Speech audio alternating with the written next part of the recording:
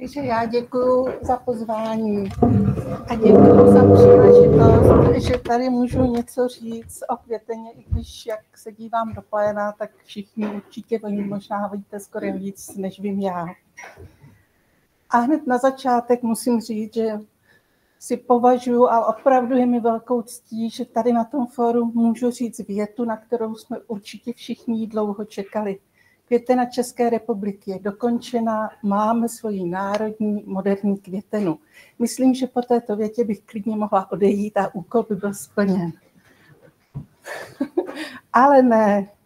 Mojí milou povinností je zejména poděkovat všem, kteří se na té květeně podíleli. A věřte mi, že to byla víc než 100 lidí. Byl to celý kolektiv lidí, který velmi trpělivou až mravenčí prací na jednotlivých svazcích pracoval. V první řadě mě dovolte, abych poděkovala všem 80 autorům a 2 ilustrátorkám, paní Skoumalové a paní Smrčinové, kteří květenu napsali, respektive ilustrovali. Vedoucím celého projektu byl Bohumil Slavík, který velmi důsledně dbal na to, aby květena byla na vysoké odborné úrovni a nás, autory, donutil k tomu, aby jsme odevzdávali výborně zpracované rukopisy a pokud možno včas, což se ovšem ne vždy tedy dalo dodržet. Bohužel Bohumil Slavík už si nemohl všech 9 dílů dát do pracovny na poličku a podívat se na ně. Přesto ale jsem toho názoru, že jeho zásluhou je tady všech těch 9 dílů a že to byl on, kdo se zásadním způsobem zasadil za to, že květena na tak výborné úrovni je dneska hotová. V těch prvních fázích měl velkou zásluhu na květeně akademik Slavomil Hejný, jeden z hlavních editorů prvních 2 svazků, kterému se podařilo prosadit projekt Květena České republiky do tehdejšího státního plánu základního výzkumu a to bylo nesmírně podstatné, protože tím vlastně zajistil financování na další 4 svazky. A pak musím poděkovat všem 14 redaktorům a 7 odborným konzultantům.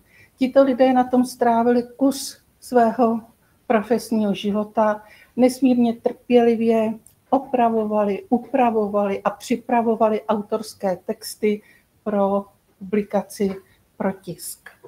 Ale kromě těchto lidí, kteří se přímo podíleli na přípravě květeny, je potřeba zmínit ještě velké množství lidí, kteří nám pomáhali jinak a jejich jména nejsou na titulních stránkách květeny. Byli to především kustódi herbářových sbírek, kteří nám připravovali velké množství herbářového materiálu, srovnali ho pro nás, pomáhali nám číst schedy, díky jim. Byli to potom regionální floristi, kteří s autory květeny spolupracovali, posílali nám lokality, patří jim velký dík. A byl to samozřejmě i domovské pracoviště jednotlivých autorů, které institucionálně zastřešovali květenu a tady je potřeba zmínit Botanický ústav jako průhonice, jako hlavní koordinátor celého projektu. A v neposlední řadě bych chtěla poděkovat nakladatelství Akademie, která vydala všech 9 svazků.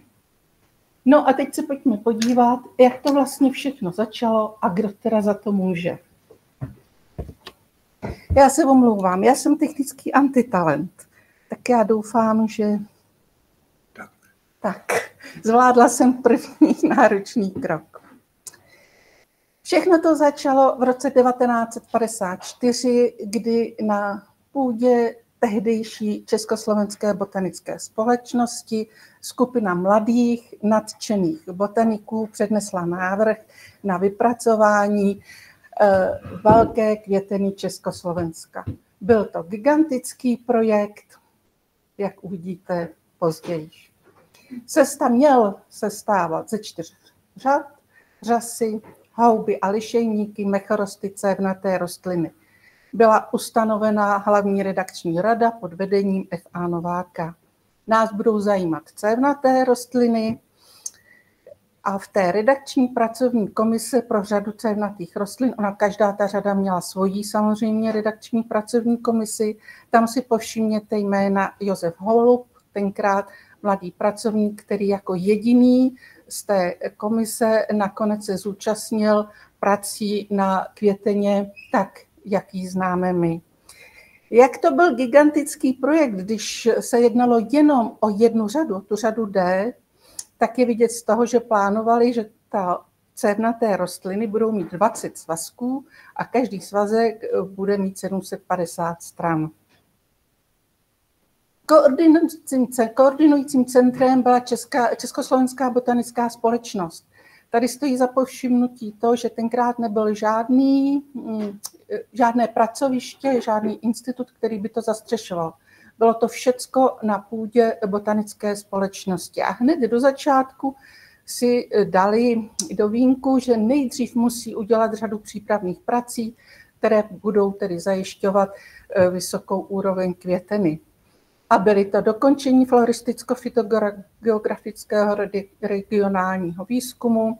To vyúsťovalo ve floristickou akci Československé botanické společnosti. Mělo to být dokončeno v roce 1956. Důležité bylo, že bylo potřeba uspořádat a zpřístupnit herbářový materiál ve sbírkách, protože si musíme uvědomit, že to byla v podstatě ještě pořád tak trochu poválečná doba, kdy herbáře nebyly plně srovnané a nebyly dostupné autorům. Vydávání exikátů, už tenkrát se přidělovat kritické taxonomické skupiny a důraz byl kladen na experimentální studium. Zcela takový moderní přístup byl karyologický průzkum, protože od začátku bylo z jedních charakteristik těch zpracovávaných taxonů počet chromozomů a to bylo tenkrát pod vedením profesora Hrubého. A bylo potřeba dokončit bibliografii, která by navazovala na rukopisný materiál Domina. Samozřejmě to mě překvapilo, tenkrát oni uvažovali o založení fototéky československé květeny za spolupráci profesionálních fotografů a byly také plánovány originální ilustrace. Tak už to neumím. Jo, už to umím. No a jak to všechno dopadlo? Tak jak se asi dalo čekat, vyšly jenom 2 svazky mykologické řady a 1 svazek bryologické řady. Nás zajímá ta řada cévnatých rostlin, tam dostálo fytogeografické členění, ale to pro nás pak už tolik významné nebylo, protože květena měla jiné členění. Ale ostatní přípravní práce pro tu velkou květenu se plně využily i pro naší květenu. Bylo to především futák Domin bibliografie flore Československá, byly vydávány exikáty, podařilo se připravit většina herbářového materiálu, byla publikována řada floristických příspěvků.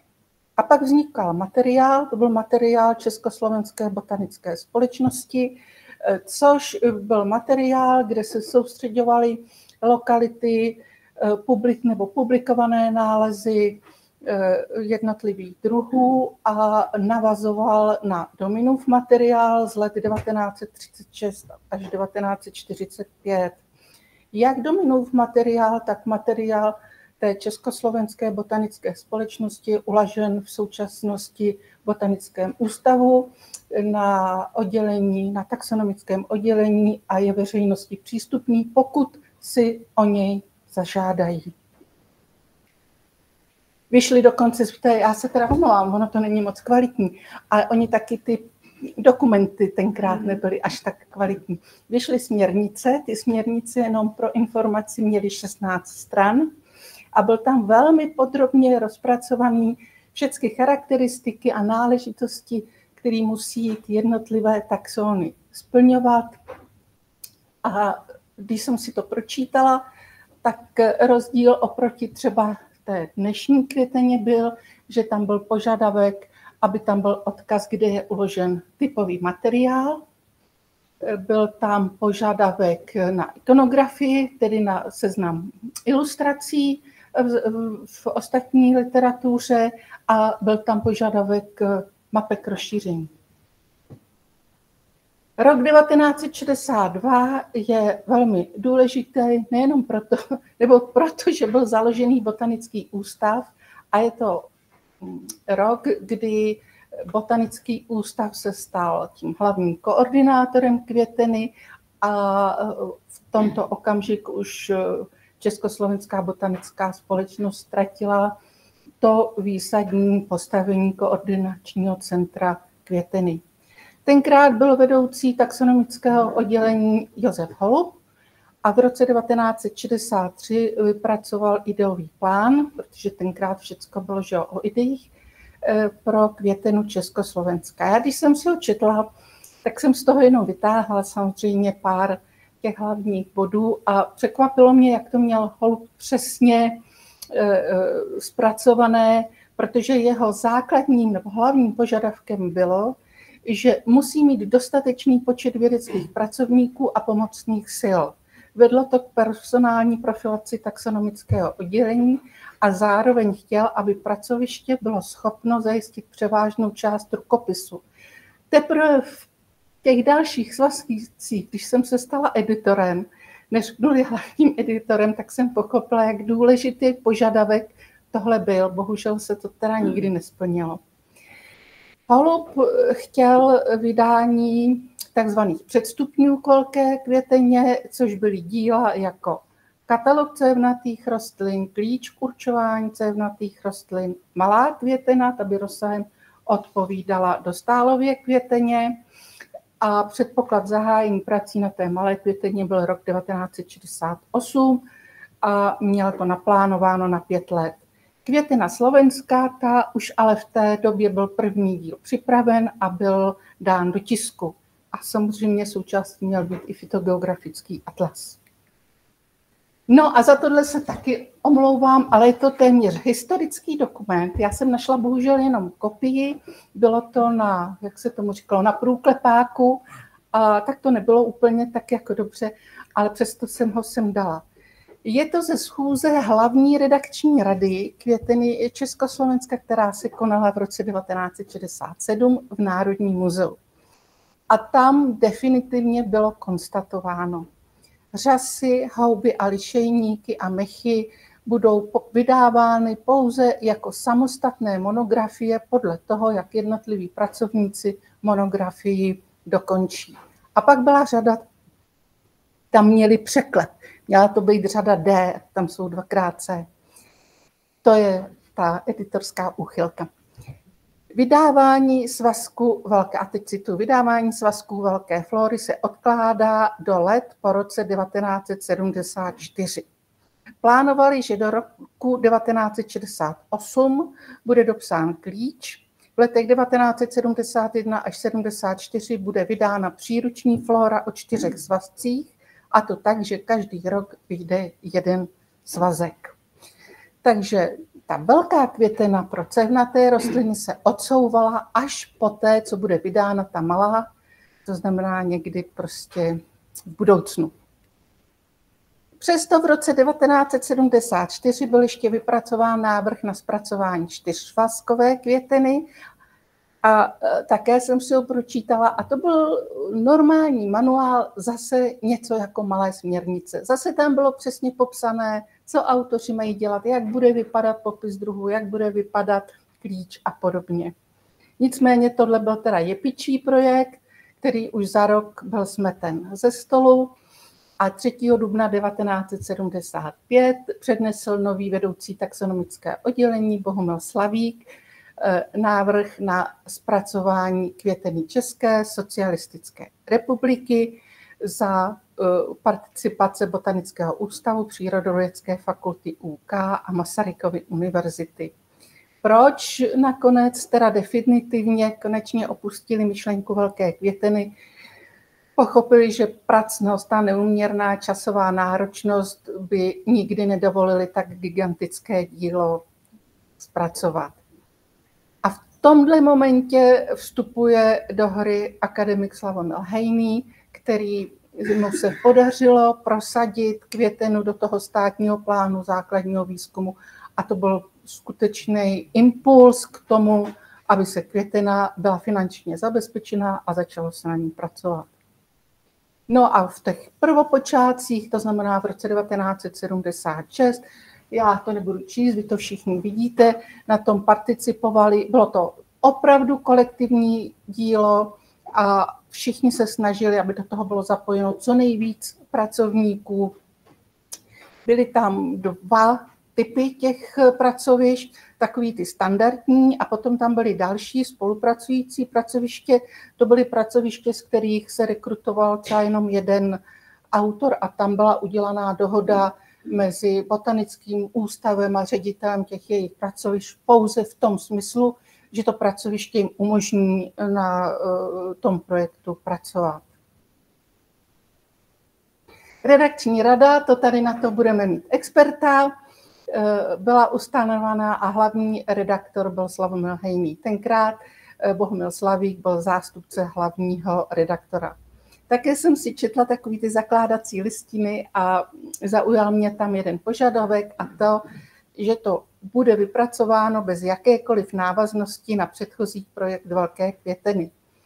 Tak jsem trošku přemýšlela, proč si to tam dali a proč si to tam dali na první místo, ale ono to mělo opravdu svoji logiku. Bylo potřeba se úplně odříznout hlavně od těch předchozích různých regulí, různých směrnic, různých návrhů, aby si autoři uvědomili, že teď to bude opravdu úplně. Ono to nebylo nové, protože květena je pořád jedna. Nemůžete prostě vypracovat nové směrnice, ale bylo potřeba, aby respektovali jednak nové vedení a jednak ty nové požadavky. A tak byl znovu vypracován harmonogram prací, bylo dohodnuto přijmout filogenetický systém, tentokrát taktažen 1973, a přepracovat fytogeografické členění, a to byla skupina kolem Vladimíra Skalického. Termín odevzdání prvních 4 svazků do nakladatelství 1980, 83, 86, 89. A já jsem z takové určité, no ne zlomyslnosti, tak to ne, ale tam ještě dala tu poslední větu a to datum těch reálných publikacích svazků. A vidíte, že i tady v těch prvních časech květeny už ta prodleva byla mezi 6 a 8 lety. No a pak by šla v roce 1982 směrnice, jak tady tak vidí na osazenco, tak to všichni důvěrně znáte. Jenom pro vaši představu, ty směrnice pro tu velkou květenu měly 16 stran, tyhle směrnice mají 162 stran. A to ještě nestačilo a pak ještě vycházely, zejména v počátcích, informační dokumenty, prostě informace redakční rady a těch bylo 30. A oni byli velmi důležité, protože to vlastně byla reakce editorů, tak jak postupně zpracovávali autorské texty, přicházeli na to, jaké nesrovnalosti byly ve směrnicích, nebo že nebyly dobře srozumitelné autoru a tady měli možnost to všechno vysvětlovat a zase sjednocovat, protože hlavní cílem bylo, aby celá květena byla psána jednotným jazykem. Květena se zpracovávala dlouho, to všichni víme, a tak se nedalo nic dělat a přeci jenom v průběhu těch let došlo k některým změnám ve zpracování květeny. První svazek vyšel v roce 1988 a tam byly však vlastně nastíněny všechny potřebné informace, ať už se to týkalo fytogeografického členění, vegetačních jednotek, ale věda pokračovala dál a tak se to muselo změnit. V 8. svazku byl akceptován nový filogenetický systém jednoděložných, odpovídající monografickému zpracování z konce 20. století, dál Grant Clifford Yeo, čeledě jednoděložných a kubický čeledě a rody jednoděložní. Bylo to velmi významná změna, protože se musel přepracovat klíč na určení čeledí jednoděložných, který byl původně v tom 1. svazku. Pachatele vidíte tady, díky mu. Ale ono to mělo ještě jiný dopad a ten už nebyl až tak dobrý, protože se změnilo pořadí čeledí, tak se zároveň změnilo i pořadí tabulí. To pořadí tabulí bylo řešeno už někdy dávno předtím zrovna tak, jako bylo řešeno, co na těch tabulích, jaké druhy budou. A to se prostě trochu přeházelo, protože se nedalo nic jinak dělat. A to byla úmorná práce přehazovat ty tabule a hlídat, aby tam nedocházelo k chybám. Druhá změna bylo zpracování odstavců cenologie v 9. díle. V roce 2013 vyšel poslední díl monografie Vegetace České republiky a teď došlo k takové paradoxní situaci, že v 9. svazku část autorů ten odstavec o cenologii zpracovávala podle staršího názvosloví vegetačních jednotek Moravce a část podle toho nového ve Vegetaci České republiky. To nebylo možné, protože vznikal takzvaný guláš. Třeba pojetí Caricion Davaliane, sice se to stejně jmenovalo, ale mělo to úplně jiný obsah, jak u toho Moravce, tak v té vegetaci. Takže to prostě nebylo možné a muselo se přepracovat, nebo on se nepřepracoval, ale muselo se zrevidovat celé ten odstavec cenologie. No a to tady máme zase tamhle pachatele Františka Krahulce, který se ochotně, no, jestli ochotně to nevím, ale možná, že potom litoval, nabídl ke gigantické práci, protože všechny ty odstavce zrevidoval a dal do pořádku. Díky mu za to.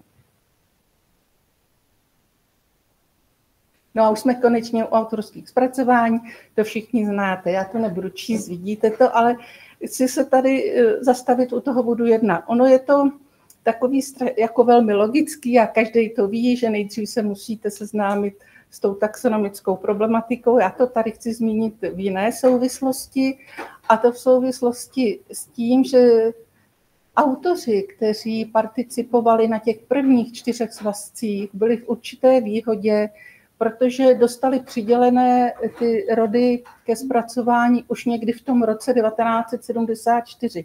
A ty svazky začínaly vycházet tak rok 1988 a dál. Takže oni měli velký čas na to, aby se tedy seznámili s tou taxonomickou problematikou. Autoři od 6. svazku na tom ale už byli mnohem hůř, protože ty už neměli takový ten časový polštář předtím. Těm bohužel už se ten čas zkrátil a byl požadavek na rychlé zpracování, což se ale udělat nedalo, protože když si uvědomíte, jak obrovský rody tam byly, Taraxacum, Hieracium, Carex, tak se to prostě z těch nedalo. A bohužel začalo docházet k prodlevě ve vydávání jednotlivých svazků.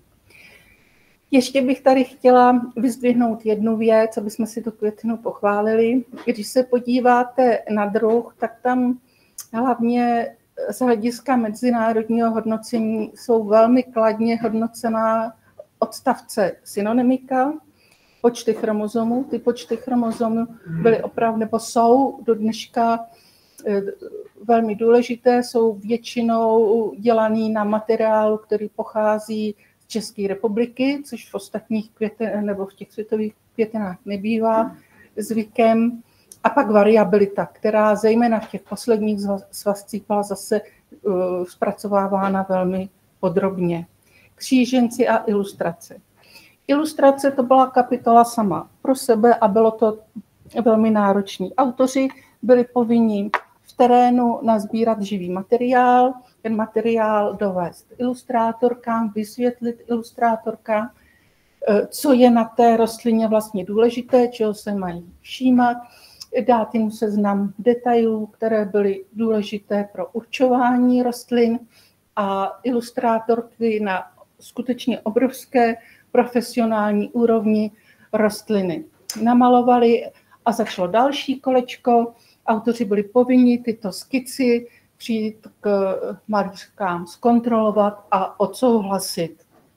Výsledkem toho jsou opravdu vynikající originály kreseb. Díky za to ilustrátorkám. No a pak přišli editoři. A editoři ty měli za úkol dneska z mého pohledu dvě věci. Jednak, aby zachovali ten jednotný ráz zpracování všech autorských textů v tom průběhu těch 9 svazků, ale ještě tam byl jeden akcent, který bych chtěla vyzvednout. Oni tam vlastně byli zástupci i za toho laického čtenáře. Museli dohlížet na to, aby ty texty byly srozumitelné i široké veřejnosti. A každý autor je velký profesionál a skutečně výborný odborník, ale často se tím pádem vyjadřuje zkratkovitě, protože jemu je všechno jasné, tomu čtenáři ne. A to byla velká úloha editorů, aby nedopustili nějakým takovýmhle zkratkovitým přeskokům. Takže oni se pořád ptali. Já jenom pro takovou spíš ilustraci, tadyhle hned ten první. Autor píše lodyha přímá, vysoká 40 až 150 cm. V horní části z úžlabí vejčitých podlouhlých listenů říce chocholičnatě větvená. No a teď samozřejmě editor se ptá, tak lodyha je teda jednoduchá nebo je větvená? Když jsou tam ty listeny, tak je to lodyha nebo je to květenství? A proč je to důležitý? Protože pak jsou jiné délky, že jo? Je to úplně jiný znak. Pak je lodyha jinak dlouhá a musí se odečíst to květenství. No a tímhle způsobem spolu komunikovali editoři a autoři, někdy za takový celkem pohrdavé reakce autorů, že přece to ví každý, ale on to nevěděl každý, on to často nevěděl tedy ani ten autor, aby jsme byli upřímní. Takže to musel jít znova změřit a nebylo to úplně ku prospěchu vztahů autor-editor. A tohle je jenom takový normální, jako průměrný text, to tam byly lepší, ale tohle ještě bylo výborné, protože se to dělalo na počítači a to já jsem měla to obrovské štěstí, že jsem se stala editorem až od 6. svazku, kdy už byly plně funkční počítače, takže se to všecko dělalo jedním vymazáním. A teď si představte ty původní úpravy, které se musely dělat když autor odevzdal na stroji psaný text na jednotlivých arších papírů, do toho ty editoři začali vpisovat své úpravy. Morfolog měl zelenou tušku, ekolog měl červenou tušku. Muselo to být zoufalý a teď si to takhle přehrávali. A nakonec, to už mi teda říkal jenom pan doktor Slavík, docházelo k tomu, že v zoufalství to potom v té redakci v Průhonicích rozstřihávali, ty opravdu špatné části vyndavovali, přelepovali to těma novejma částma. No možná vám tomu něco povídat už, protože ten už to taky nezažil. A teď si dělal 2. To jste taky neměl počítač. To už je tak dávno. To už je jo. Ale než skončíš, tak já budu zpytovat svědomí. Jo? A já to tam mám v archivu, že jo? A já když jsem viděla ty metry, skutečně metry těch editorských úprav a toho lepidla, co se na to spotřebovalo, jako klobouk dolů před těma prvníma editorama. No a když to přečetli editoři, tak přišli odborní konzultanti, těch bylo celkem 7 a podle toho, jak to vydrželi, tak postupně odpadávali, přičemž asi největší podíl práce odvedli potom 3, to byla Zdenka Neuhojzlová, Zdena Slavíková a Zdeněk Pouzár. Pak v té poslední řádku máte chromozomové počty. To už nebyli odborní konzultanti, ale já si to tam dala, protože se na ně často zapomíná. Oni totiž ty chromozomové počty počítali. Oni tam nejsou uvedeni u těch počtů jako autoři, protože pak vyšly jim samostatné publikace, kde jsou shrnuty všechny chromozomové počty, které počítali a v Květeně už se necitovali, ale je jim potřeba poděkovat. Pak jsem si dala práci s jednou ilustrací a to spíš jenom na odlehčení. Takže když si znova řekneme tu pohádku o tom, jak vlastně od autora a jeho rukopisu se Květena ocitla na pultech knihkupectví. Autor v potu tváře napsal rukopis, dal ho hlavnímu editorovi, ten posoudil, jestli splňuje aspoň ty základní náležitosti, které musí mít, a buď ho rovnou vrátil, anebo přehrál na redaktory svazku. No a ty si sedli a začali řádek po řádku pečlivě kontrolovat text. Byli ve spojení jak s autorem, tak s odborným recenzentem a v podstatě si to přehrávali, a to několikrát.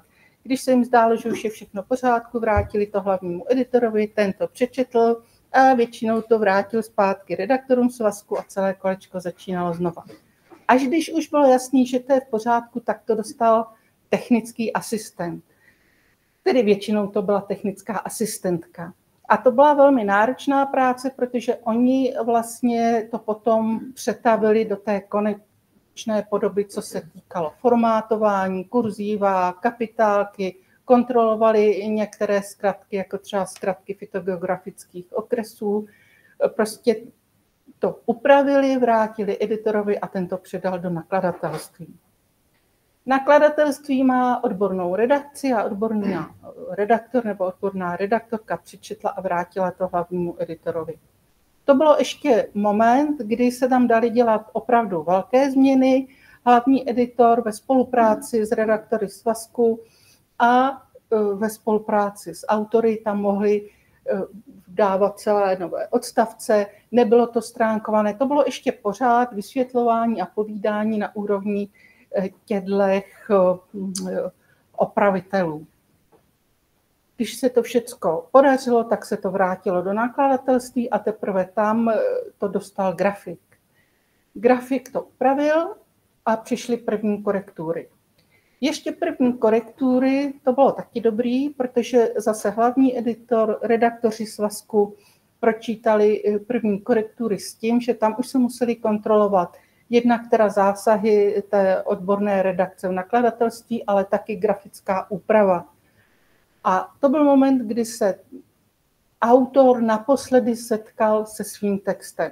Všechny texty se museli poslat autorovi a ten prostě odsouhlasil, že do té doby provedené veškeré úpravy, že s nimi souhlasí.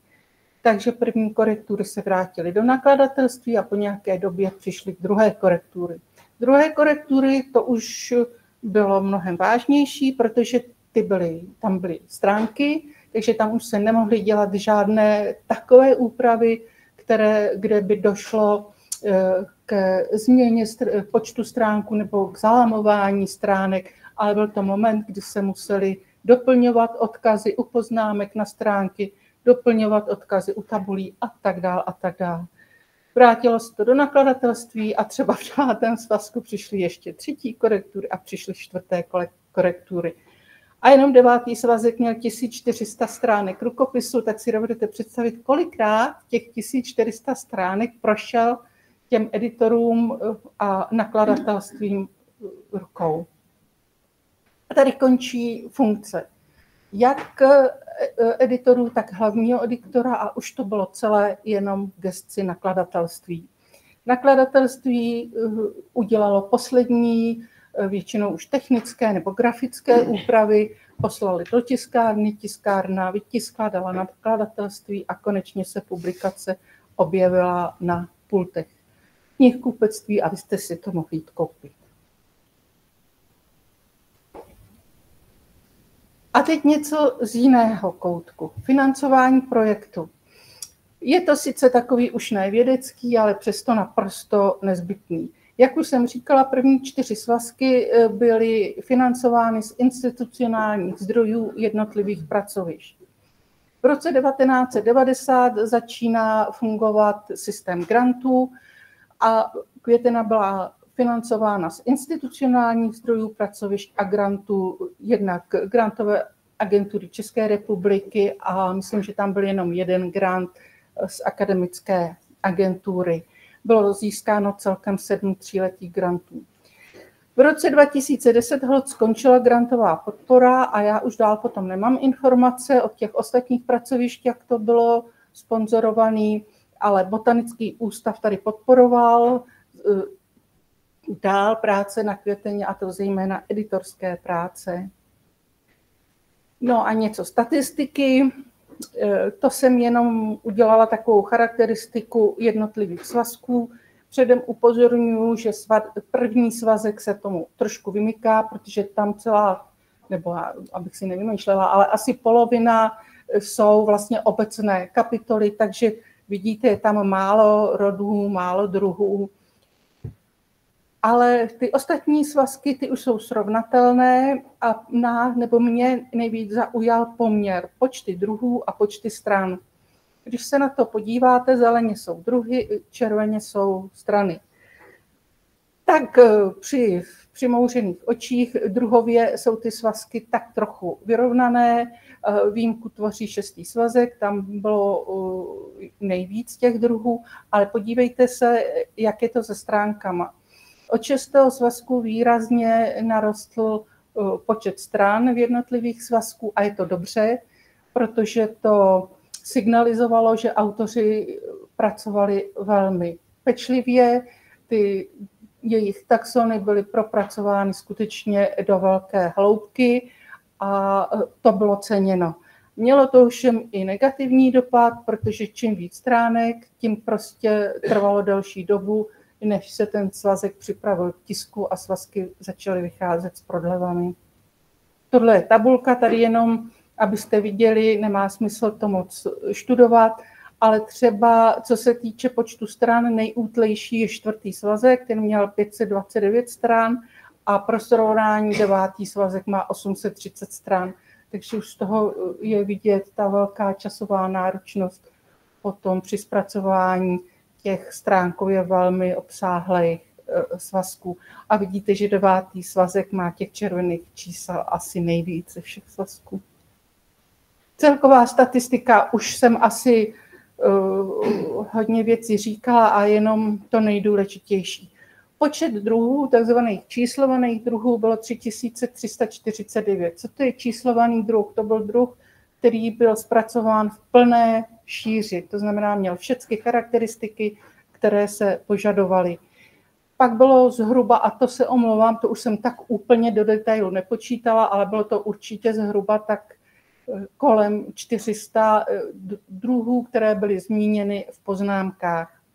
Počet stran 5810, počet tabulí 1062, počet autorů 80. Heuréka, to je statistika květeny.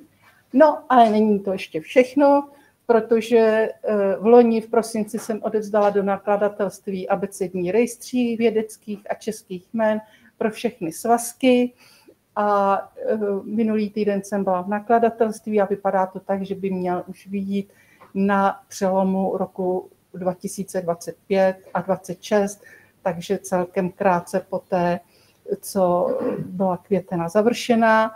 A jenom ono se velmi těžko odhaduje, kolik to bude mít stránek, protože ten rukopis měl 600 strán toho rejstříku, ale to nic neříká, protože to jsou sloupce.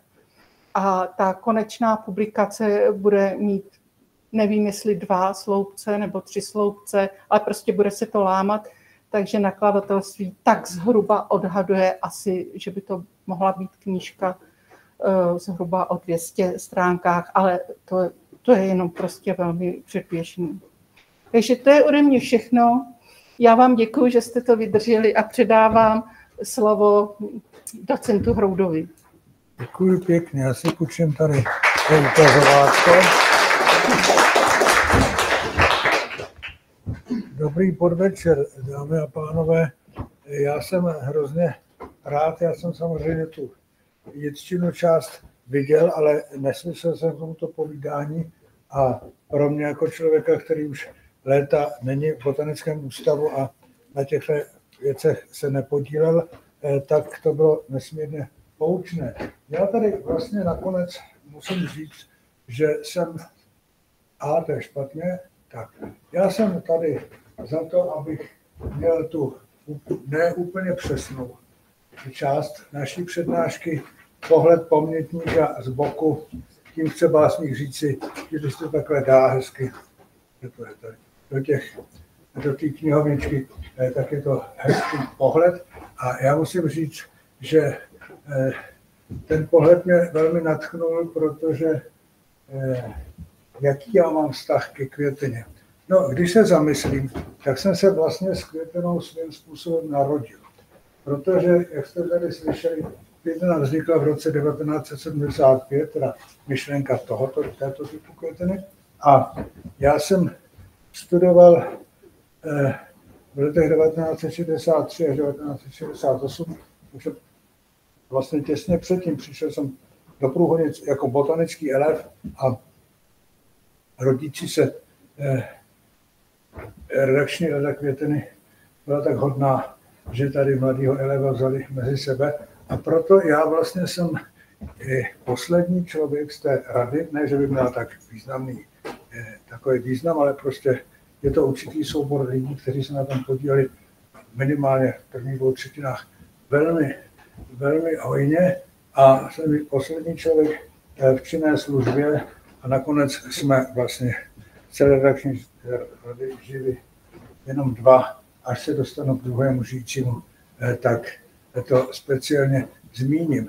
No a já jsem byl loňského roku opravdu nadšen, když to vyšlo, ono to vyšlo někdy v červnu nebo někde na exkurzi, tak jsem si to hned dělal, co toho jsem se vracel z exkurze, tak jsem se stavil na Václavském náměstí, si teda vzít ten redakční výtisk, protože já jsem, recenzní výtisk, protože jsem dělal recenzi posledního dílu, kde jsem už nic neměl a takových botaniků nás bylo strašně málo. Proč jsem tam nic neměl? No, protože já jsem si říkal, že v podstatě já už budu dávno v penzi a budu dávno hloupej a všecko a vlastně jako po mně by zbyly díry, tak jako ať si to vybere někdo mladší. No a když jsem si to takhle hezky dal do té knihovny, tak mě napadl takový úplně blbý nápad, ale Jitka tam má krásnou statistiku, kterou jsem pro nějakou jinou příležitost nakonec udělal taky, ale jiný je přesnější. A tak jsem se to kouknul a říkal jsem si, co kdybych si já změřil, kolik ty stránky, jak tady vidíte, kolik to měří, tady vidíte pásmo, že když si to tam takhle dám a kolik stránek těch, kolik si říkal, 5800 nebo něco takového, tak jako kolik to v podstatě je.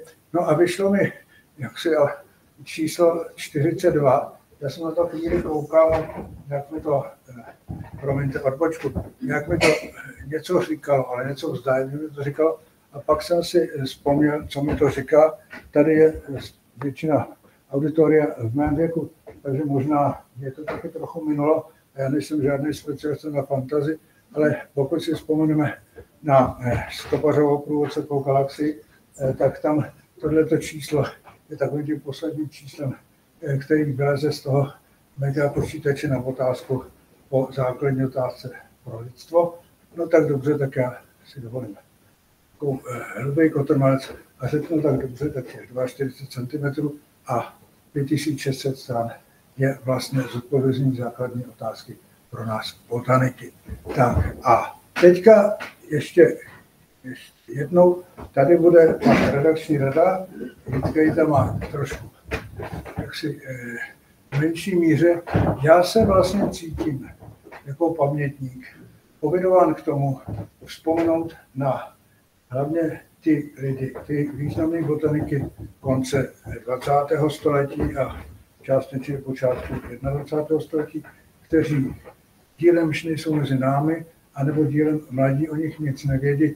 Když tak na vás koukám, tak budu hovořit spíš pro 5 až 6 lidí, kteří ty lidi nikdy neviděli, ale upřímně řečeno nevím, kolik lidí a v jakém věkové kategorii je připojeno, tak možná to nějakým způsobem užitečné bude. Čili proto se rovnou omlouvám, ti, kteří jsou živí, tak ty tak jako trochu přeskočím a budu se věnovat těm, kteří již nejsou mezi námi. Myslím, že o obou hlavních editorech před sebou samou hovořila již Jitka. Já bych jenom chtěl říct, že vlastně z hlediska jaksi mého pohledu starce ten Slavomil Hejný, většina to tu je, ale někdo možná ne, To byl samozřejmě vynikající hydrobotanik, byl vynikající synantropní botanik, byl ekolog a ve své podstatě, řekl bych až tak ve třetí vrstvě, byl člověk, protože byl velmi vzdělaný botanik, jako třetí vrstva jeho zájmu byla ta systematická botanika.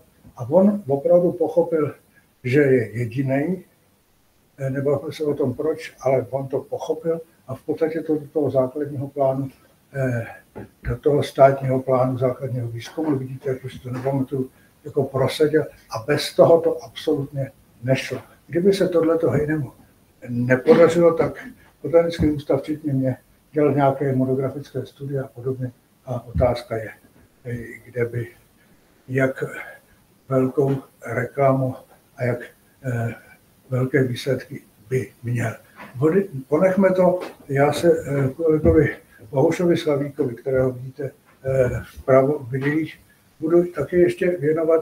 Tady jenom skutečně zdůrazním a podpořím Jitku v jejím vyjádření, že to je člověk, který tu květenu nastala taková situace, on ji využil a vydupal tu květenu ze země a skutečně je otcem květeny přes jeho další zájmy, které opět zmíním na nějakém dalším slajdu a to už mu nikdo neodpáře.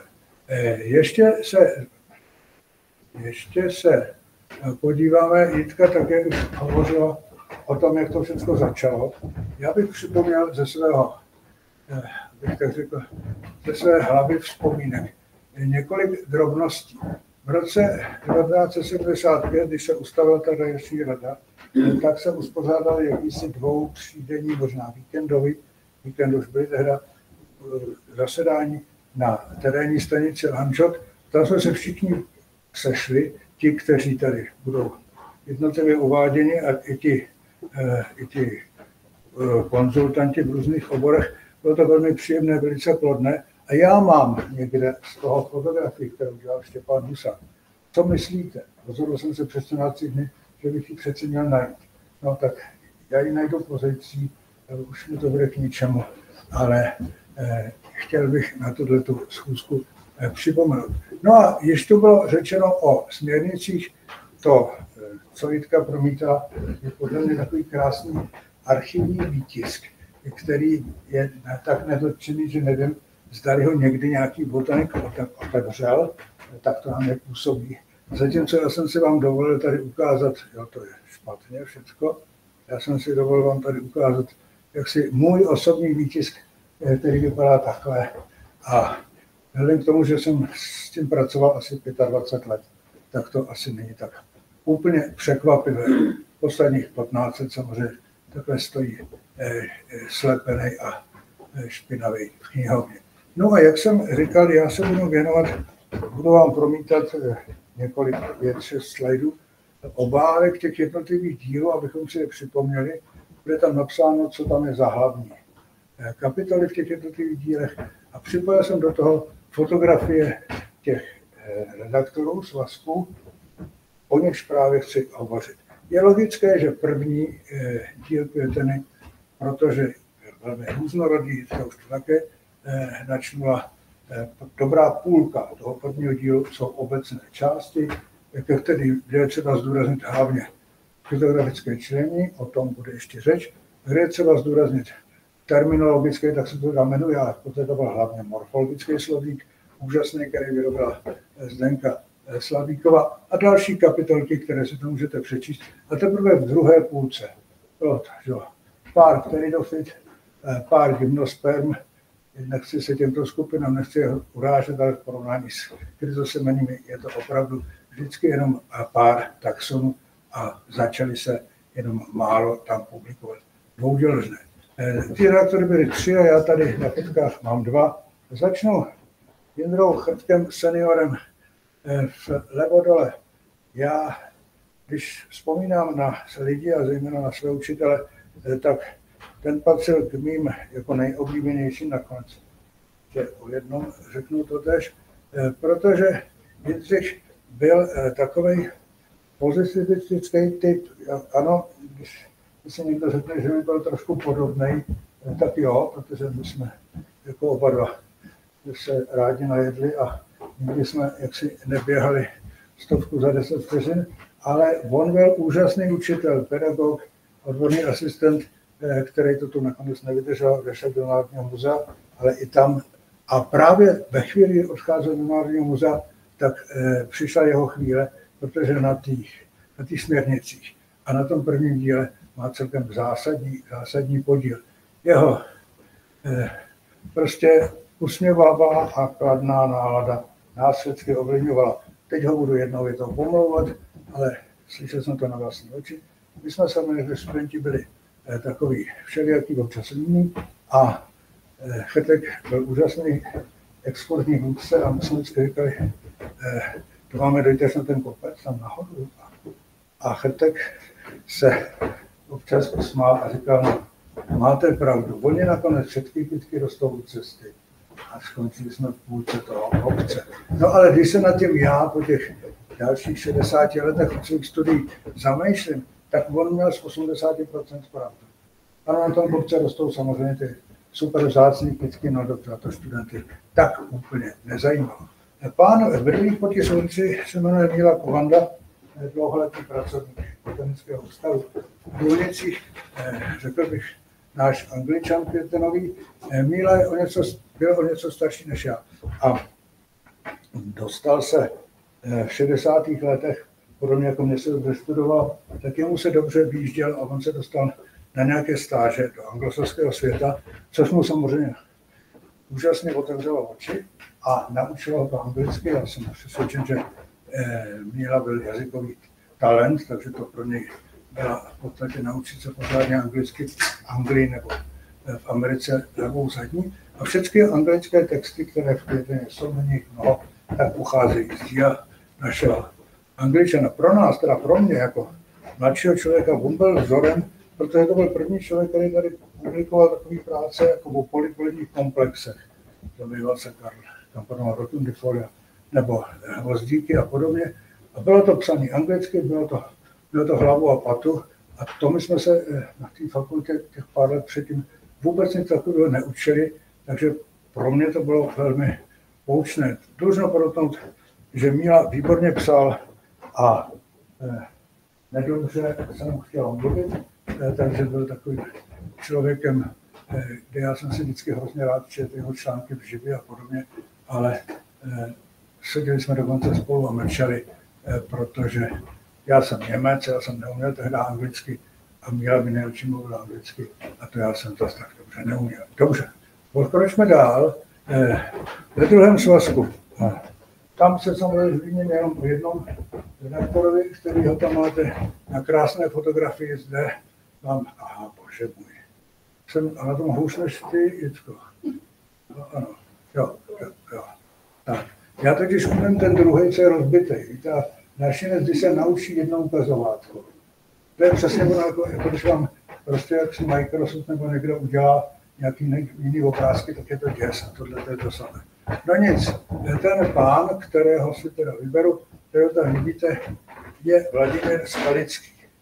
Tady na té fotografii krásně vizionářsky hledí, já dokonce vím kam hledí, ne, že bych tam byl, to je z mnohem mladší dob, ale vizionářsky hledí přes Bílé moře, někam na Archangelsk nebo podobně, protože to už byly doby, kdy se jezdilo na zahraniční exkurzi, byť samozřejmě nejvíce do Sovětského svazu, Kavkaz a Bílé moře.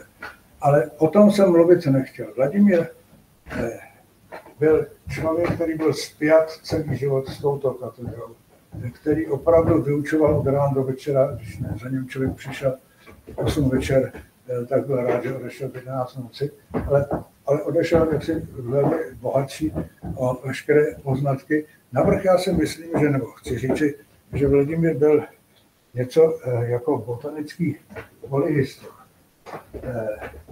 Se vás někdy říct. To byla doba, kdy nikdo netušil, že houby jsou kamarádi zvířátek a všichni jsme si mysleli, že houby jsou ty nižší kytky. A proto říkám botanický polyhistor, protože Vladimír uměl výborně fitografii, fytocenologii a systematiku cernatých kytek, ale krom toho se zabýval různými mikroskopickými houbami, padlí a podobně. nepamatuju co, ale vím, že diplomová práce, dizertační práce. Jedna se mi týkala Sport, což jsou samozřejmě ty mikroskopické houby, a druhá se týkala evropské monografie rodu Agrimonia, takže představte si ten rozdíl. Dneska je to třeba ve světě zvyklejší, ale my jsme takhle rozkročeni nebyli. Chci říct, že na začátek, věnoval jsem mu trošku více času, že je to člověk, kterýho si Pán Bůh vzal k sobě na místo velmi brzo, a jestli, já jsem tady byl čerstvý na té fakultě, jestli mi někdo opravdu chybí, kterého bych se dneska na spoustu věcí šel ptát, je ten Vladimír, přestože už je řádově 22 let, není mezi námi. Dobře, přeskočíme, abych nazřizoval, přeskočíme ke třetímu dílu, kde redaktoři byli také v podstatě kombinace Botanický ústav a Přírodecká fakulta, a tam samozřejmě začnu starším Bohdanem Přísou. Bohdan Přísa je jediný žijící člověk z té naší skupiny. Já samozřejmě nevím, kdo kde poslouchá, kdo je připojen, pokud mu Černošicích zprostředkovali počítačově televizní přenos z této přednášky. Toho na dálku velmi tě, Bohdane, zdravím a velmi ti přeju ještě dlouhé zdraví. Bude to čím dál tím lepší, vím, o čem mluvím, mému bratru je 92, takže to je v pořádku. Tak a teď zase v botanice. Bohdan byl zase celoživotní člověk, pracující zde na univerzitě, zabýval se různými skupinami a jedna skupina, dokonce tedy 2 pány propověd, což starší kolegové vědí, a krom toho byl jako vynikajícím exkurzním vůdcem. Já jsem se nad tím zamyslel a zjistil jsem, že vím, kdy Bohdan absolvoval a vím, kdy odešel do penze, že on vlastně absolvoval 40, ne-li více, terénních cvičení z botaniky, které jsou tady každoročně týdenně provozovány. Tomu přeju a zároveň závidím, protože na to, abych této mety dosáhl, jsem přišel v příliš vysokém věku.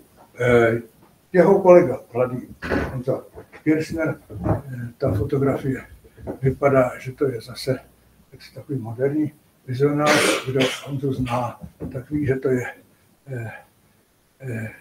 rychlý a dobrý člověk. On se podobně jako Bohdan zabýval celoživotně, kromě jiného čelení Junkáce, napsal tam světovou monografii, ale patří k té slavné dvojici dvou Honzů, kteří se rozhodli. Můžu mít připomínku? Ano, prosím. Haló? No jo, můžu mít připomínku? Někdo chce něco říct, ale já... Ano. Já slyším. Já bych chtěl poprosit, jestli byste se mohl postavit tak, aby jsme vás viděli a hlavně slyšeli. Aha, děkuji, já se omlouvám. Děkuju. Musím říct vsuvku a velmi se omlouvám. Já jsem zvyklý tady přednášet 30 let, ale vlastně nevím, kromě covidu, že bych tady někdy přednášel tady do toho mikrofonu, a ještě k tomu v covidu jsem měl mikrofon v ruce, páč to byla jiná záležitost, takže mi vůbec nenapadlo, že mě neslyšíte, a protože jsem zvyklý při tom povídání chodit, ono se mi podstatně líp povídá, než když sedím třeba před počítačem, tak jsem to zboral. Děkuji pěkně a omlouvám se, už se z tohoto místa nehnu. Začal jsem s tou větou, že Honzové si vymysleli, že budou zpracovávat nějaký apomikní skupiny, to tady v podstatě tehdy, když pánové končili, nebylo úplně zvykem, a protože řekli, že nejsou žádná odřezávátka, takže se budou zabývat něčím tak nepodstatným, jako je naše nejobyčejnější kytka, a to je pampeliška. Jistě víte, kolik pampelišek u nás dnes je a kolik z toho oni popsali. Takže to je připomenutí k Honzovi Kirchnerovi. Dobře, tak já si budu podobně jako Jitka teďka stát na tom a budu se... Jo. Čtvrtý díl, já bych nazval, že je dílem moravským. Jsou tady vlastně 3 redaktoři, Mirek Smejkal a Marie Dvořáková si přibrali ještě Vítka Grulicha a jsou to všechno samozřejmě pracovníci Masarykovy univerzity. Miroslav Mirek Smejkal tam byl vůči osobností systematiky, vedle něho tam byl o něco starší kolega, jeho botanik Jura Vicherek, oba dva pánové skutečně naprosto úžasní. A proč já Mirka Smejkala mám v hlavě jako toho Moravana, ne, že by on byl nějaký hysterický jaksi zástupce propagující moravské markrabství. Ale Mirek Smejkal kdysi napsal takovou brožuru, tam on se zabýval spoustama dalších věcí, jako přerasty.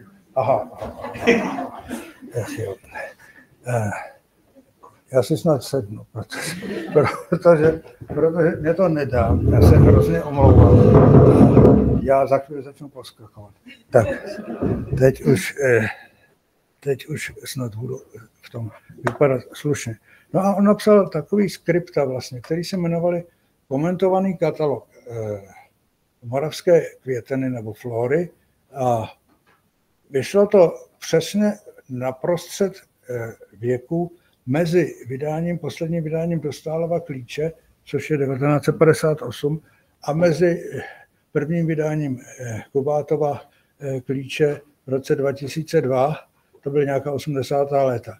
Když se řekne katalog, tak si řekne člověk, to je seznam kytek. No jo, jenže každá třetí kytka tam byla nějakým způsobem problematická, něco se ve světě dělo a tak dál a Mirek tam jako sesypal všemožné nové poznatky, takže jako v podstatě u každé nějakým způsobem taxonomicky složitější kytky jste měli poznámky, měli jste tam klíč, od někaď samozřejmě jako z cizí odborné literatury stažený. Takže já jsem tu knížku strašně dlouho používal, jak když vyšla, tak jsem byl ještě v Průhonicích, tak i zde. A myslím si, že je zapomenutá, ale že to je opravdu zajímavá věc. Dostávám se k Marii Dvořákové, první dámě, na kterou vzpomínám. Marie byla taky jaksi taxonom se širokým záběrem, ale nakonec my si ji asi všichni pamatujeme jako dámu, která se intenzivně zabývala rodem Minuarcia. Ne, že by rod Minuarcia byl z hlediska naší květeny tak slavný, ale jí se přeci jenom podařilo tu slávu vyrobit, protože popsala taxon, který se jmenuje Minuarcia smejkalí a který je v podstatě pro nás strašně důležitý, protože to je v podstatě hadcový specialista a navrch český endemit, čili v podstatě super vzácnost, super česká věc a dlužno podotknout, to možná ne všichni vědí, tato botanická zahrada na Slupy je dneska pěstitelem záchranného programu a napěstovává velké množství jedinců této Minuarcia smejkalí, kdyby, nedej bože, bylo potřeba posílit současné populace. No a na třetího redaktora bych upřímně řečeno radši nevzpomínal, ale nelekejte se. Tato věta není vůbec hrubá, i když možná tak vyznívá. Protože bych si nejvíc přál, aby ten člověk, a zatraceně by měl, tady seděl mezi náma, usmíval se na nás a zahrnoval nás svým povídáním, svými bonmoty, svým veselím, protože Vítek Grulich jednak zesnul nedávno a jednak opravdu jako tady měl ještě mnohá léta být. Kdo jste z vás, tady asi všichni, ale kdo z vás, kdo posloucháte i nějak, kdo byl někdy na floristáku do Znojma, tam ještě myslím, že Poznaně jednou byl a Vítka tam zažil, tak toho jednou uvidíte a nezapomenete. Je to pro mě takové memento mori, protože já jsem starší rost než Vítek, ale jeho odchod ve mně vyvolal určitý strach, že bych vlastně měl autem jezdit pomalu a radši spíš ne, protože auto bylo jaksi osudem a mohl se radši věnovat svému vlaku, který miloval. Tak, omlouvám se. Dole máme obrázky redaktorů 5. dílu.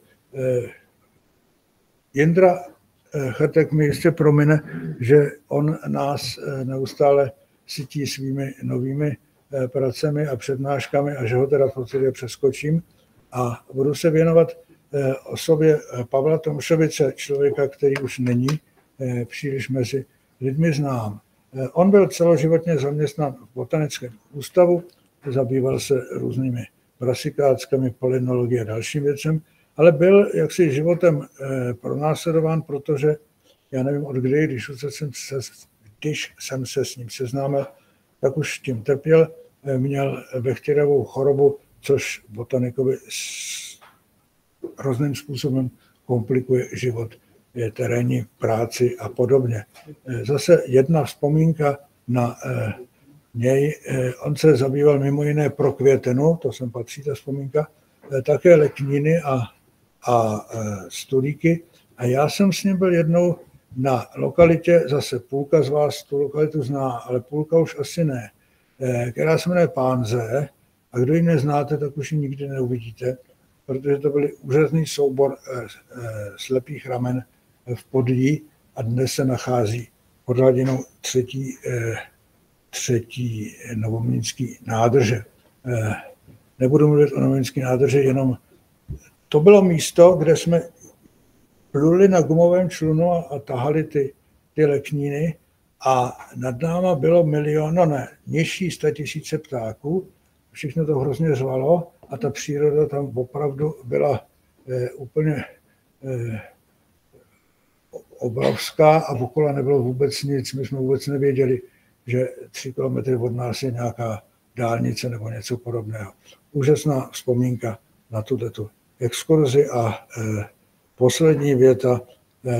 Pavlík měl také jediný drobný zlozvyk, já jsem ho záviděl, protože mi to nechutnalo a tenkrát jsem byl a do dneška se to s tím archeotoxikomanem kuřákem, tak on si vždycky po obědě ke kávě zapálil doutník, tak to také on ve mně, já ho tak mám v sobě ve vzpomínkách. Tak, udělám to dobře, jo.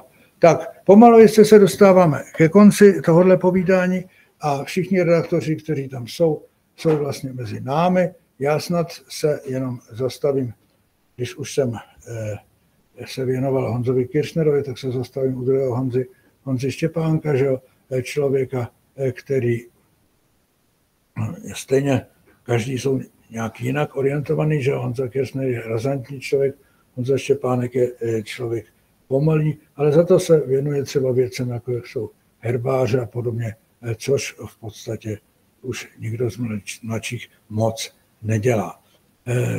Přeskočím ostatní redaktory a dostanu se, taky mě trošičku honí čas, dostanu se na poslední slide s posledními 2 svazky květeny věnovanými jednorožným rostlinám a připomenu posledního redaktora a 9. dílu i 8. to znamená Zdeňka Kaplana, který samozřejmě je člověku znám mnohem spíše jako editor 2. vydání Klíče, ale tady také odevzdal velikou práci. Tak, ještě poslední obrázky věnují lidem, kteří nějakým způsobem buď byli členové redakční rady, ale nikdy neredaktorovali, anebo to byli takový jaksi pravidelní, velmi pravidelní mimoradní, mohli to tak nazvat, autoři. Do první kategorie patří jednak Anička Chrtková, že jo, Jindrova manželka jednoho Jindry a maminka druhého Jindry, která pracovala v Průhodnicích a jednak musím vyzdvihnout, že to byl jediný člověk ze všech, na které já vzpomínám, který byl nadán také malířským a kreslířským uměním, takže má dokonce asi 2, v prvním dílu Květeny má asi 2 tabule.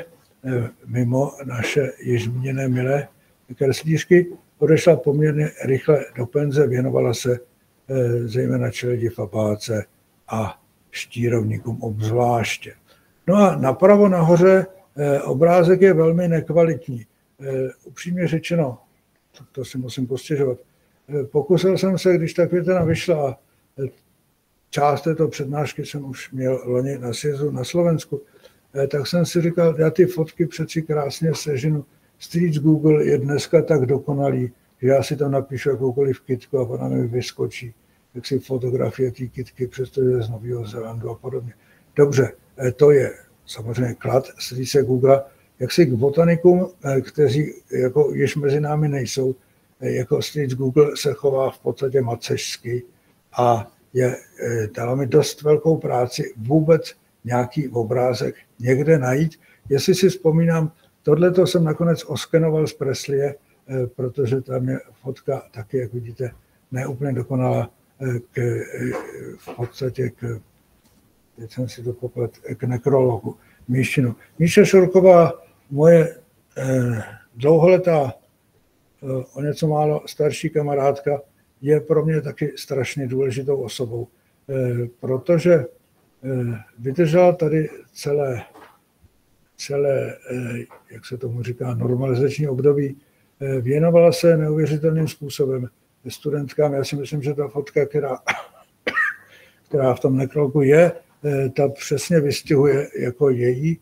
podstatu, protože ukazuje kytkám ukazuje dívkám nějaké kytky a o nich vypráví. Ona se věnovala zejména čeledi karyofiláce, dílem také čeledi apiáce, ale bohužel v roce 1982, protože velmi ráda a velmi úspěšně vodila exkurze po celém Československu a i do tehdejšího Sovětského svazu, tak v roce 1982 jí nějaký otvor, štíp a ona dostala boreliózu, ale dozno podotknout, že v roce 1982 tady vůbec nikdo, mám na mysli včetně veškeré lékařské komunity, o takové borelióze, o této chorobě nic nevěděl. A když se na to přišlo po těch 10 letech, to už jí občas nebylo dobře, tak se zjistilo, že vlastně jaksi ta borelióza je jí prostě souzena, že dneska o tom každý ví, že se v podstatě převalila do toho 3. stádia a Pán Bůh si ji k sobě vzal. To je mi opravdu velmi, velmi líto a jestli můžu říct ještě jednu větu, pokud na všechny lidi z Květeny rád vzpomínám, ale 2 jsou takový, na který obzvláště, a to je Vladimír Skalický a Míša Šourková. Vybral jsem z těch 80 autorů, to jsme s Jitkou spočetli každý nezávisle a vyšlo nám úplně stejně, další 2 lidi.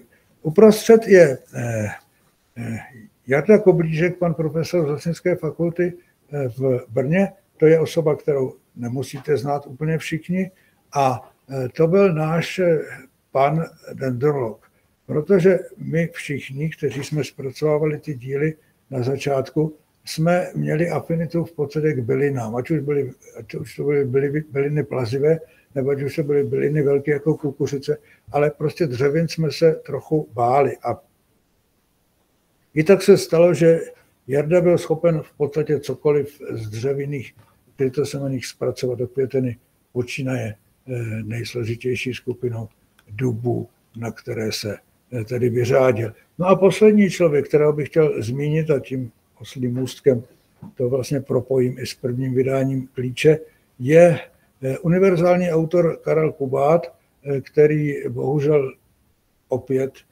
Street Google zradil a ta fotografie je trochu černoši v tunelu, ale nic lepšího jsem neměl k dispozici.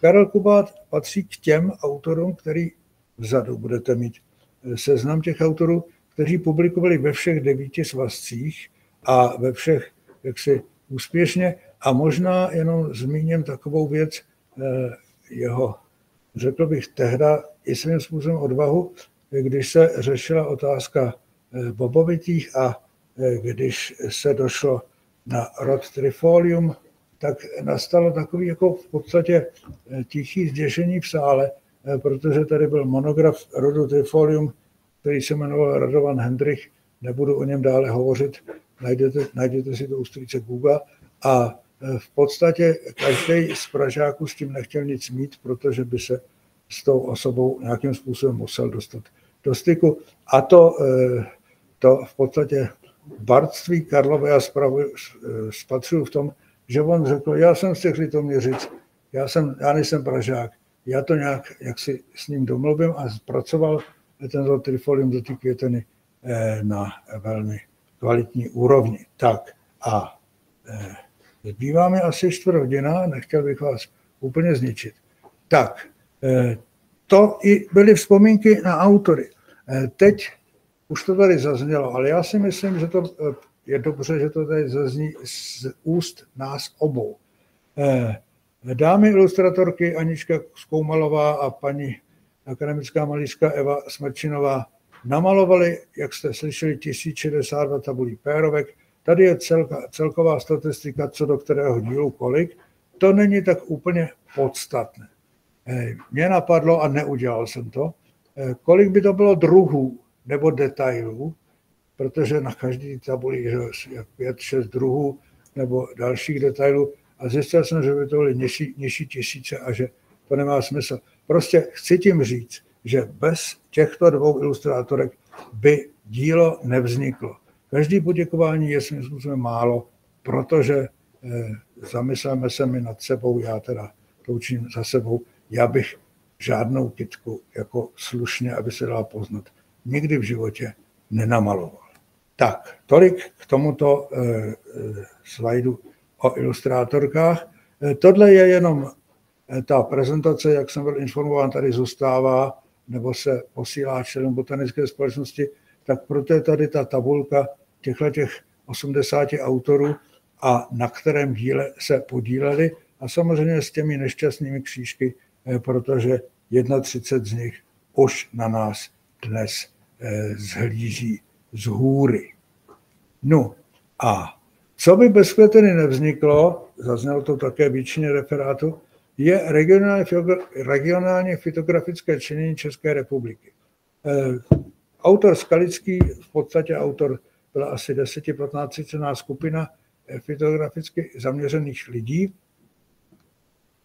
kterým Vladimír v podstatě jednak jaksi ideově a jednak skutečně šéfoval a Květena si vlastně tohleto dílo objednala, protože jestli jste dobře sledovali Jitčinu historickou statistiku, tak tam to je dokonce napsáno, že musí se vypracovat nové regionálně fytografické činění, protože Dostálovské úplně neodpovídá. Skutečně ta skupina, a teda Vladimír zejména, zvolili zcela speciální přístup. Já ho nebudu číst, přiznám se, že jsem ho tak jako částečně opajc z jedné přednášky Vítka Grulicha, který jehož podání se mi líbilo dokonce mnohem více, než jsem to vyprávěl studentům já. Prostě tento typologický přístup se velmi hodil k takové krajině, jakou máme my. Já jsem si půjčil, tady ukradl z Preslie tu krásnou mapičku fotografického činění, pač je barevnější než ta dřívější. Takže ano, vyznat se v růžovém termofitiku, zeleném mezofitiku, který všechno překryje, a zelenohnědém, já jsem daltonik, tak se omlouvám, pokud nepoužívám správných termínů, oreofitika, to je jednoduchý. Ale upřímně řečeno, pak se vyznat v rozlišení těch všech malých fytochorionů. A je to správně, tak má to svou velkou výpovědní hodnotu, ale já to obdivuju, že takovéto členění v podstatě vytvořili. Jenom připomínám, že Slovensko má ten klasický jiný filologistický přístup. Autorem původním byl Jano Futák 1966, ale dneska tuším, že používají trošku updateované členění za účasti více autorů. Tak, no a pomalu, ale jistě se snad blížím ke konci a dostávám se do kapitolky, kterou jsem nazval Dojmy. Říkal jsem si, budu přemýšlet o té květeně, ne jako v podstatě o těch 9 svazcích, ale o tom nějakém srovnání nebo pohledu. No, tak jsem si říkal, v které zemi, kde vyrostly, už mi mozek přestává vynechávat, v které zemi jsou kompletní flory. No, upřímně řečeno, kompletní floru má bývalý Sovětský svaz, ale když jsem si to skutečně napsal to používám i celý život a nikdy mi to nenapadlo, vyšlo 30 svazků v letech 1933 až 1964. To v člověku nevytvoří jiný pocit, než že to tam nejenom dělali podle státního plánu základního výzkumu, ale že to dělali ještě pod nějakou jinou kuratelou. Přitom je to obrovské množství druhů, které tam jsou. Jináč jsem nalezl, nebo pamatuju si Rumunsko, Bulharsko, Srbsko, ale v podstatě ve většině dalších zemí vlastně tak velká květina, jako máme my, zatím nevyšla.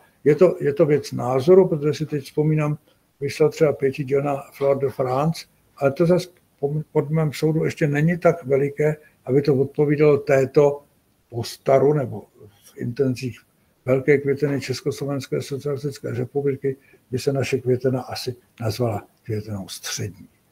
Tak, tolik k tomu. A také jsem se zamyslel, když se kouknu na ty květiny, jak jsou v podstatě dobře zpracovány. No je logické, že minimálně první 2 díly nejsou zpracovány na takové úrovni, jako díly, řekněme 7, 8, 9, to člověka nepřekvapí. Na druhou stranu slyšel jsem vícekrát názor, že by se vlastně měla ta první květina, první 2 nebo 3 svazky, každý si to myslel jinak, jako vlastně znova předělat a znova vydat. Je to velmi, je to velmi oceněníhodná myšlenka. Bohužel se osobně jako stařík domnívám, že není v podstatě proveditelná. Realisticky já si myslím, že žádné nové vydání prvních dílů bych neočekával, protože nejsou lidské zdroje a upřímně řečeno knihy tohoto typu, možná bohužel, jsou dneska vydávány se zaťatými zuby. Všichni dobře víme, jak funguje nejenom v botanice, ale jinde ten boj o zrno a ta továrna na vědu a nejsou na to peníze. Mám-li říct něco, co není na tomto slajdu, tak si osobně myslím, a přemýšlel jsem o tom poslední týden, zda to řeknu nebo ne, ale opravdu si to myslím, že jako tato květina je, dobře, ponížím to slovem pravděpodobně, je pravděpodobně poslední knižní publikace o květině České republiky, která kdy vyšla. Zase zdůrazňuji knižní, protože teoretická je možnost, že se všechno nějakým způsobem dostane do elektronické podoby, ale proto si myslím, že ta květina je opravdu jaksi úžasný úspěch a úžasný ocenění, hodný dílo, jakkoliv si na začátku člověk řekne, teď ono to vycházelo v podstatě 36 let a když bychom to vzali od toho roku 1975, kdy se ta myšlenka zrodila, tak vlastně skoro 50 let. Nic. Další srovnání je, říkal jsem si, máme souběžnou floru Slovenska, tak si zamyslím nad tím, co je u jedných sousedů lepší a co je u druhých sousedů lepší a naopak. A vyšly mi z toho takovéhle věci. Květina České republiky vede jednak v ilustracích, těch pérovek je u nás podstatně více a ještě jednou je to zásluha obou ilustrátorek. Máme tady kapitolu exikáty, máme tady kapitolu celkové rozšíření od počátku, to bylo velmi chytrý. Na druhou stranu, je to můj osobní názor, můžete mi říct, že nemám pravdu.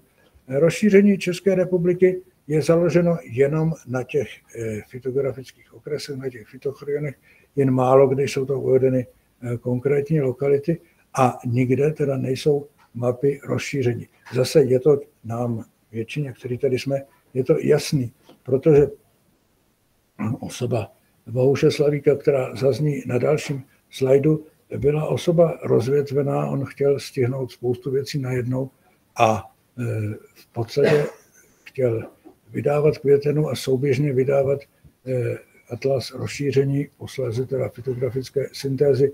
Obdivuhodné je, že minimálně ty 4 svazky těch syntéz se mu taky povedly, protože zase já jsem tam byl na začátku v tom ústavu, kdy jako v podstatě nás bylo několik, kteří jsme pod ním na této věci pracovali. A když si dneska zpětně uvědomím, jako, co to bylo za práci, když neexistovala žádná počítačová nebo databázová technika, tak v podstatě to možná byl předem odsouzeno k neúspěchu. Dneska je to samozřejmě velmi dobře nahrazeno a to musím velmi pochválit Presleyho, byť je tady jenom výkonný redaktor a nikoliv hlavní redaktor, protože od začátku se v podstatě již léta v Presley vycházejí ty mapy rozšíření velmi pečlivě zkontrolované, zpracované a navrch ještě v angličtině, takže je to úžasný soubor. Flora Slovenska. Co považuji za do určité míry možná její klad, jsou ty počtochromozomů s lokalitami, my to zase máme jenom s těmi fytochoriony, jsme takový tajúplnější. Rozšíření Slovenské republiky, tam je ten výčet lokalit a za pochodu se do toho dostali i síťové mapy rozšíření. Někdy úplně v druhém díle byly ještě i bodové, ale to pak chvilku nebylo. No a za určitý klad za pochodu jsou ony anglické určovací klíče, které se tam dostaly. Zase vám připomínám svou druhou knihovničku, kde je soubor těch 17 svazků flory Slovenska a chci rovnou říci, že drzou větu. Když už mi pán Bůh dopřál, že jsem se dožil konce celé květeny České republiky, tak bych si hrozně přál se dožít i konce flory Slovenska. Vzkažte to na Slovensku, ať si i Voška trochu pospíší. Jako, já tady nemůžu díl než 20 let být, tak jako, ať s tím něco dělá. Tak a na okraj, ku podivu jsme kamarádi ve všem, ale vlastně autoři jedných a druhých květen moc nejsme. Zjistil jsem, že květena České republiky má jenom 4 autory ze Slovenska a to 3 vlastně v kolektivu, tam sedí tamhle kolektivní autor. A Palo Martonfi je podtržený ne proto, že by byl nejdůležitější, a že to je jediný člověk, kterým se poštěstilo v té 9tělné květině zpracovat 1 nebo 2 rody jako samostatný slovenský autor. To si myslím, že je taková specialita. No, čeká mě obtížný úkol, nevím, jak se ho zhostím, ale ještě jeden slide mám. Doufám, že pan Jaromír Klapka mi odpustí, že jsem zneužil název jeho krásné knížky a cítím povinnost jako pamětník nějakým způsobem tuto věc nikoliv otvírat, ale v podstatě se k ní vyjádřit. Mám na mysli 2 velké pány, který tady máme na obrázcích. O Bohušovi Slavíkovi jsme už hovořili, tady znova zdůrazňuji, co všecko on v životě dokázal.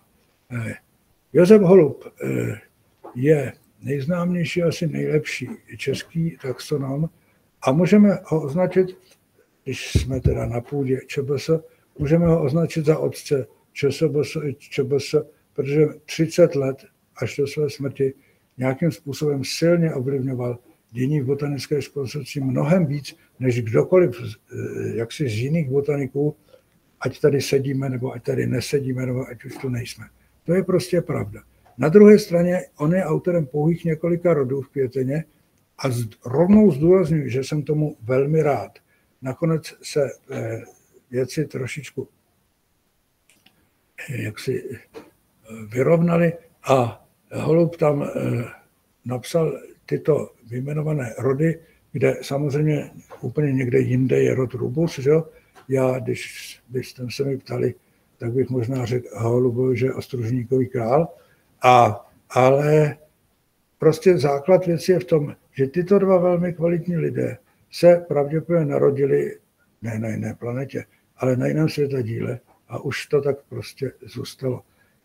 Holub mohl být otcem květeny, ostatně jsme si poslechli z materiálu i činných, že byl autorem vlastně základních tezí pro tu velkou květenu. Nestalo se tak. Já si myslím, že oběma pánům je třeba vzdát hold A za druhé, ještě jednou se opakuji, vyjádřit to, že nakonec holub nezůstal úplně mimo tu květenu a patří alespoň do těch důležitých,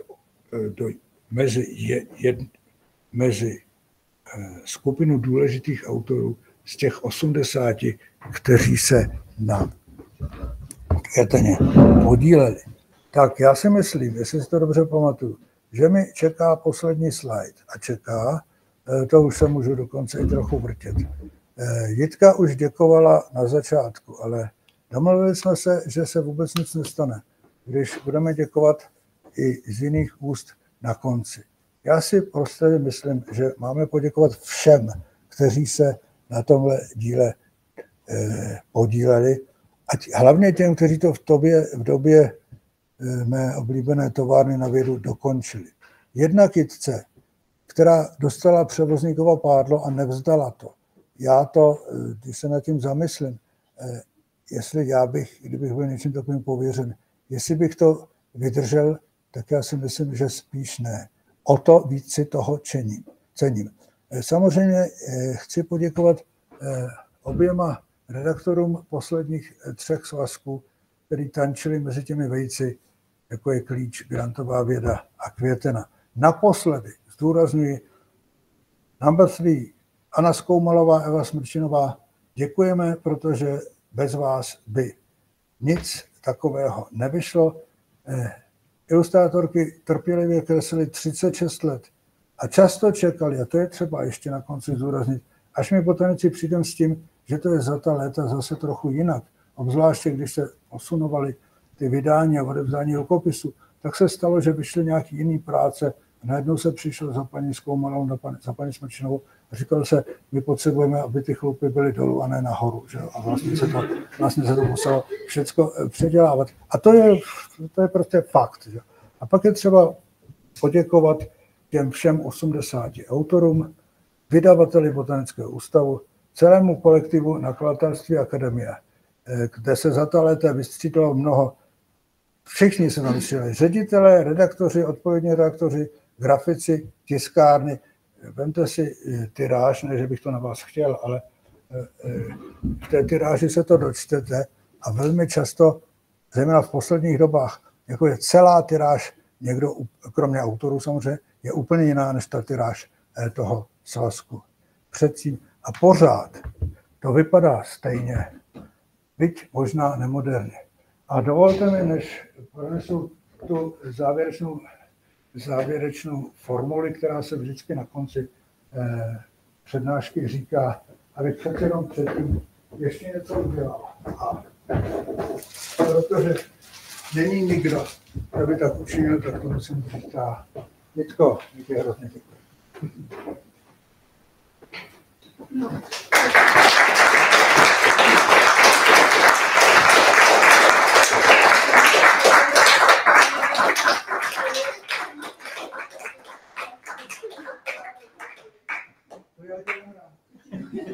Tak a teď můžu pronést tu formuli. Děkuji vám za pozornost.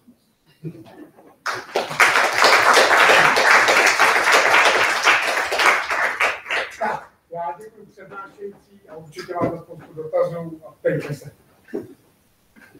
No, to říká. Nemám ani tak dotaz, ale jednu poznámku v té dávné historii. Existuje ještě jedna část té původně plánované velké květeny Československa, která byla nakonec publikovaná.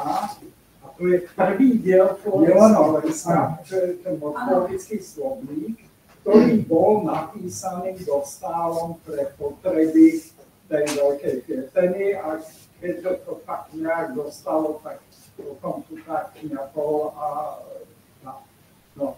A já jsem ještě jeden díl, který byl publikovaný posmrtně, ano.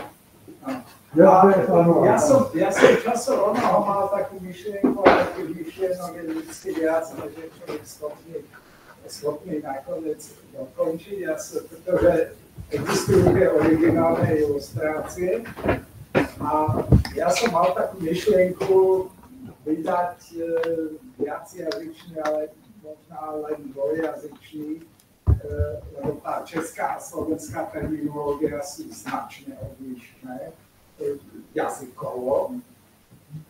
A to ešte, že pan profesor dostal a ja som sa opýtal, či náhodou nemá ten pôvodný český rukopis.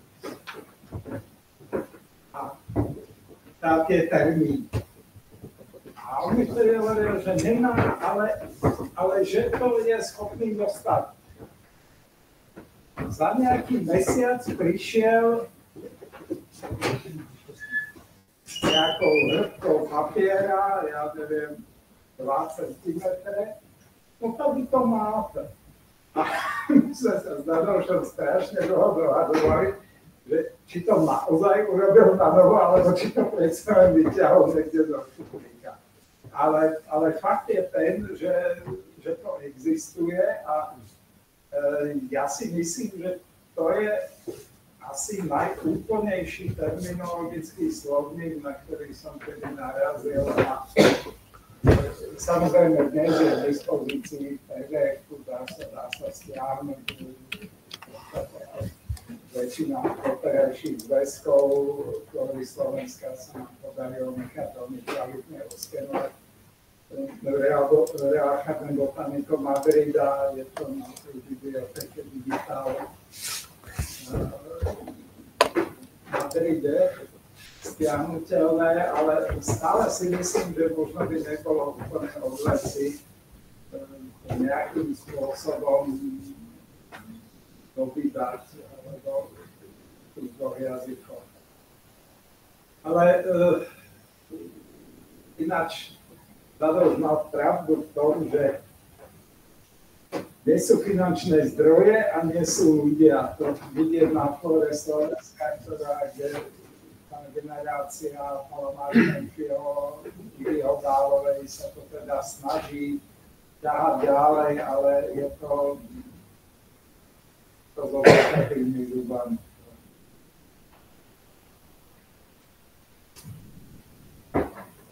Ináč, ale ešte jednu vec poviem, ktorá môže mať aj súvislosť s mojím ročník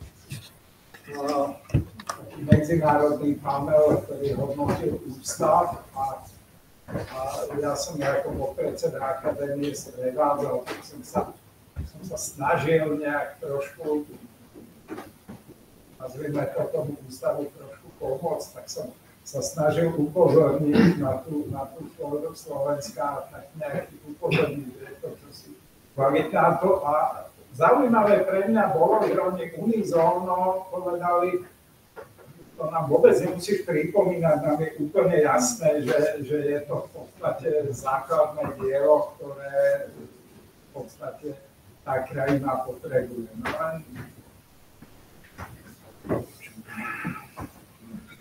No, žiaľ, taxonómia dneska je skôr nadávka nedobudlená. No, já si vycházím, nebo reaguji na tvou poslední větu. A vzpomínám si na dávné vzpomínky jiné. V roce 1983 emigroval konečně do složitě do Spojených států Marek Rejmánek. Všichni ho tady asi známe jako geobotanika, ekologa a podobně. A nakonec skončil v tom na té University of Davis v Kalifornii a já mám dílem nesprostředkovaný, jeden zprostředkovaný jaksi dojmy a oni tou dobou ve Spojených státech v podstatě bylo přesně, že na taxonomii nikdo nepotřebuje a tak dále. A oni vyprávějí, ten člověk je tady 3 roky. A on se naučil tu kalifornskou flóru. A on nám to na těch exkurzích vypráví. To naši americký botanici vůbec neumějí. Takže možná, že se někdy něco změní. Zase, to je to, všechno je to sinusoida, pak se to zase začalo změnit jinak. Momentálně vzpomínka. Také na Marka Rejmánka.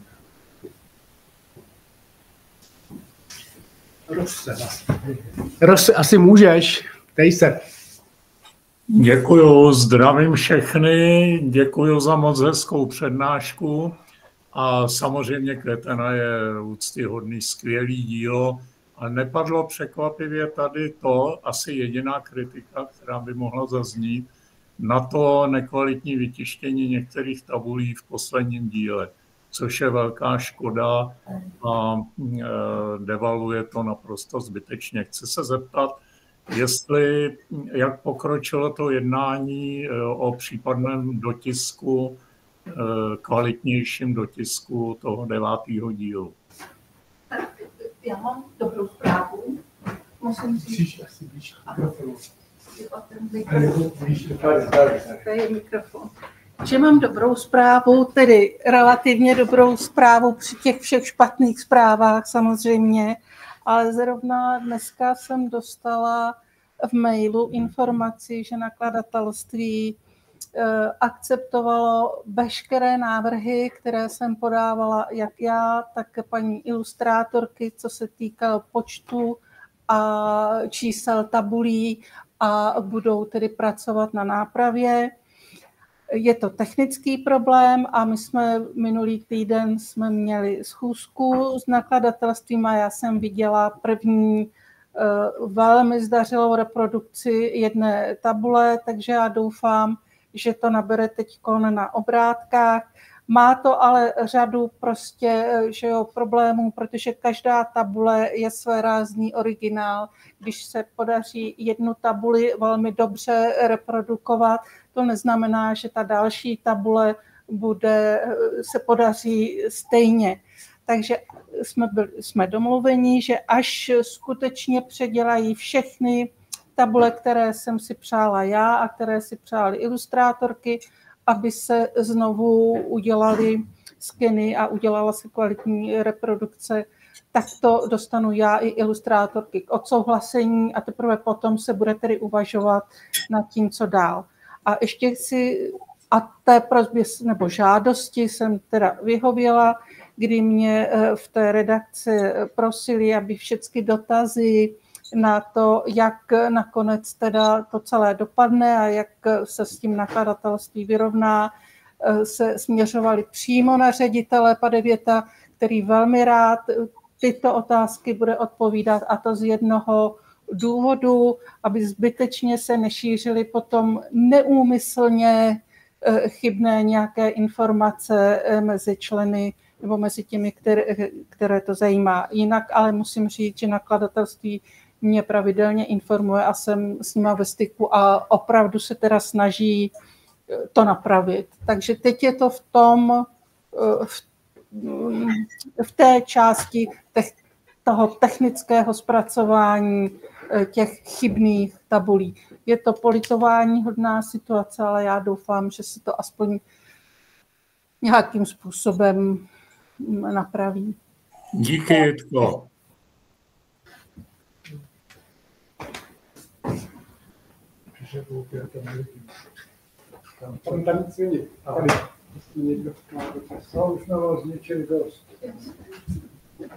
Teď přijdou ty řada C a řada B, ne?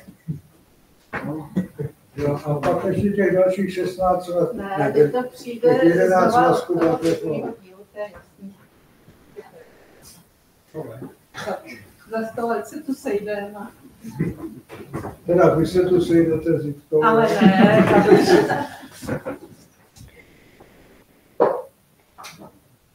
Máte nějaké dotazy?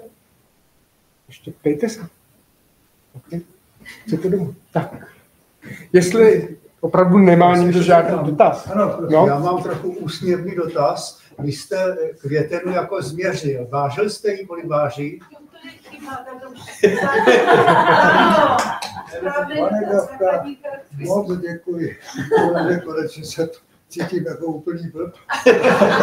A no, já totiž si myslím, že jaksi nemám doma nic, nemám takový ten tahací mincíř, jo. To bych musel zvážit ty knížky po jedný. To je nepřináce. Tak, abych to nějakým způsobem obrátil. Jestli jenom migraci, jak to myslíte.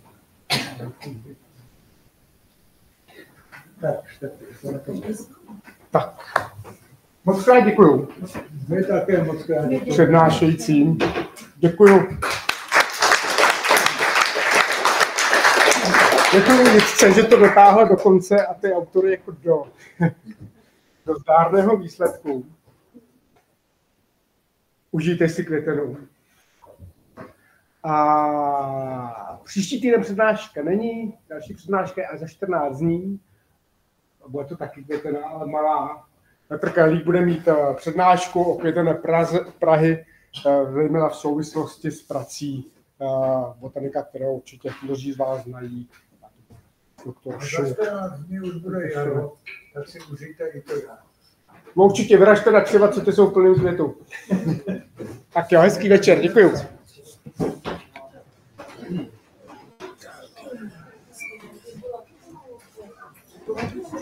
Thank you.